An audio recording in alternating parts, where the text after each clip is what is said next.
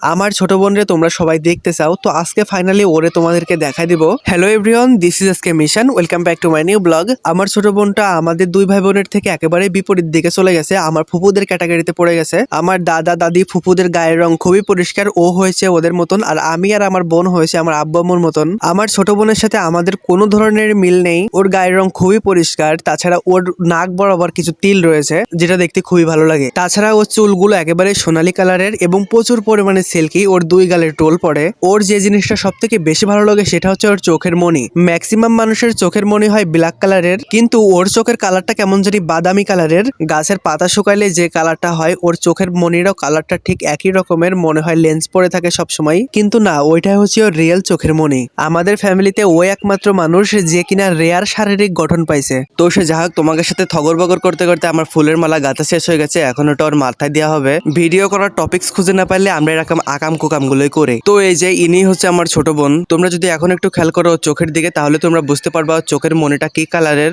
এই যেহেতু এখনো অনেক বেশি ছোট, এই জন্য ক্যামেরার সামনে তেমন একটা আনি না। পরবর্তীতে ও যদি মনে করে যে না আমি ভিডিও করব, তাহলে ওকে ক্যামেরার সামনে নিয়ে আসবো।